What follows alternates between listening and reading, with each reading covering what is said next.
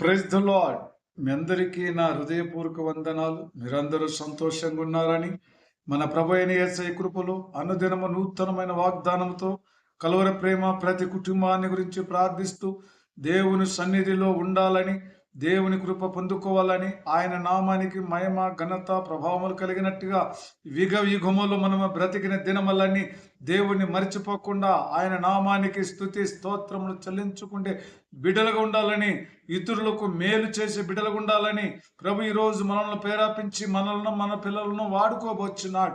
ఆయన రాజ్యానికి వారసత్వం మన ద్వారా అనేక జనులకును ఆయన చుట్టూ తిప్పాలని, ఆయన రాజ్య వారసత్తులుగా చెయ్యాలని, మరి ఈ లోకంలో మనం అందరికి మేలు చేసే వారికి ఉండాలని ప్రభు ఈరోజు మనకిచ్చినట్టు వాగ్దానము కీర్తన గ్రంథము 34 అధ్యాయం 14 వచనం. కీడు చేయటం మాని మేలు చేయుము, సమాధానము వెదికి దాన్ని వెంటాడము. సమాధానాన్ని వెదకాలండి, దాన్ని వెంటాడాలి. సమాధానము ఎలా ఎదకాలి? ఎక్కడ దొరుకుతుంది? ఎక్కడ దొరుకుతుంది మనకు? మీరు ఒకసారి ఆలోచించినట్లయితే జీవ గ్రంథములోనే సమాధానము దొరుకుతుంది. ఆది యందు వాక్యము దేవుడే ఉంటుండు కదా.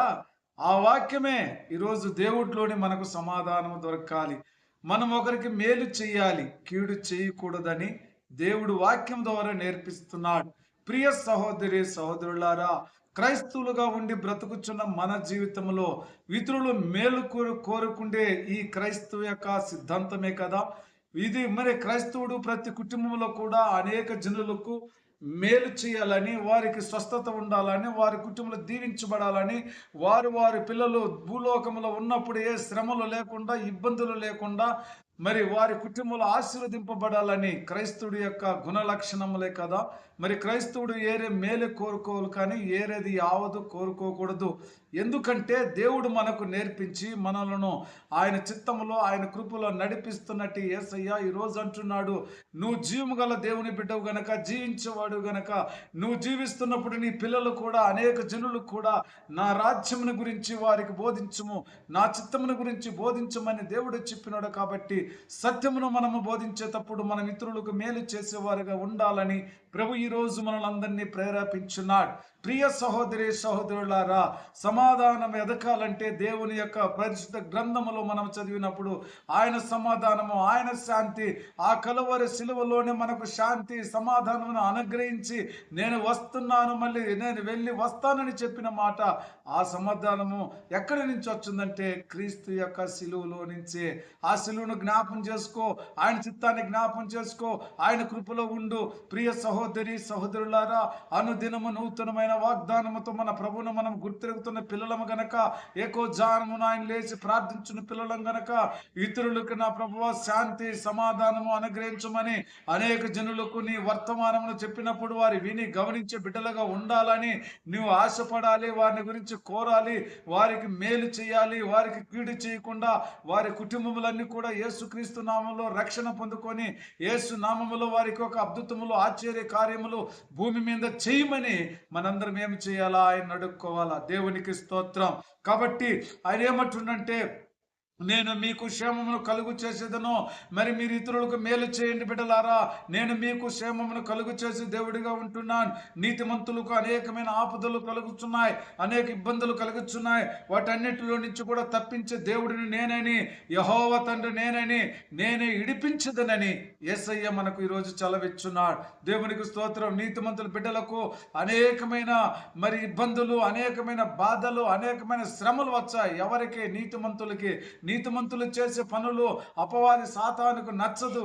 అనేకమైన ఇబ్బందులు కలుగు చేస్తాయి, అనేక కష్టాలు కలుగు చేస్తాయి. కుటుంబంలో భార్య భర్తలకు పిల్లలకు మరి ఇరోటంగా చేసేది అపవాది గనక, అది ఆ విధంగా చేసి అనేకుని విడుదల చేస్తుంది. కాబట్టి మరి అపవాదిని మనం జయించాలంటే ఆపదలు మనకే వస్తాయని నమ్మాలి, కష్టాలు మనకే వస్తాయని నమ్మాలి, శ్రమలు మనకే వస్తాయని నమ్మాలి. దేవుళ్ళో ఉన్న పిల్లలకు అనేకమైన శ్రమలు వస్తాయని నమ్మాలి. అయినప్పటికీ నీవు ఇతరులకు మేలుగా చేసేవారికి ఉండాలి, కీడు చేయకూడదు. అనేక అన్ని జనులకు దేవుని రాజ్యం గురించి నువ్వు బోధించినప్పుడు వారు నీ పైన తిరుగుబాటు చేసేదరు, నిన్ను నిందించెదరు, నిన్ను అవమానపరచెదరు, నీ నిందల పాలు చేసేదరు. అయినా తండ్రి మీరే వారిని క్షేమంగా ఉంచండి, వారిని కాపాడండి, వారిని వారిని కరుణించమని నువ్వు నేను కూడా ప్రార్థన చేయాలి. దేవునికి స్తోత్రం. ఇలాంటి కృప మన యేసయ్య మనందరికీ ఇచ్చినాడు కదా. ఆ దయగల దేవుని బట్టి నువ్వు ఈరోజు మరి ఎంతో సంతోషించు, ఆనందించు. ప్రతి ఒక్కరికి నువ్వు మేలుకరంగా భూమి మీద నిలిచి ఆయన వాక్యములు ఇత్తాలని చెప్పి దేవుడు మనకు ఆజ్ఞాపించినాడు. దేవునికి స్తోత్రం. చిన్న ప్రార్థన చేసుకుందాం. ప్రేమ కృప జీవంగల తండ్రి పరిశుద్ధుడా, నీ పరిశుద్ధ నామానికి వందనాలు, స్తుతులు, స్తోత్రం నాయన. మీరే మాకు చెప్పిన మాటలను బట్టి స్తోత్రం నాయన. ఒకరికి మేము మేలు చేసేవారికి ఉండాలి, ఒకరు కీడు చేయకూడదు నా ప్రభువా. ఒకరికి సమాధానం కలుగ చేయాలి, ఒకరికి శాంతి కలుగ చేయాలి, ఒకరికి నెమ్మది కలుగ చేయాలి. ఏ కుటుంబంలో దుఃఖం ఉంటుందో ఆ కుటుంబాన్ని ఓదార్చి సమాధానపరిచి నెమ్మదపరచమని అయా మీరు మాకు నేర్పించిన బట్టి నా తండ్రి.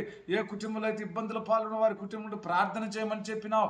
అవును ప్రభా, ఏ కుటుంబంలో అయితే నా నామం తెలియక అనేకమైన ఇబ్బందులలో కష్టాలలో బాధపడుతున్నారో వారికి నా నామం తెలియపరిచి సత్యమును నీతిని తెలియపరిచి నీతిమంతుల పిల్లలకు అనేక బాధలు వచ్చినప్పుడు నేనున్నానని మీకు సమాధానం చేస్తానని చెప్పిన గొప్ప దేవుడా, ఈరోజు అనేక మంది నా ప్రభా నీతిమంతులకు అనేక శ్రమలలో బాధలు ఉంటున్నారు. వారందరినీ కూడా తండ్రి మీరు ఒకసారి కనికరించమని, అనేక జనులకు అన్ని జనులకు కూడా నా ప్రభా నీ తట్టు తిరిగి ప్రార్థించే కృప దయచేయమని యేసుక్రీస్తు నామములో ప్రార్థించున్నాను తండ్రి. ఆమేన్. Praise the Lord. God bless you.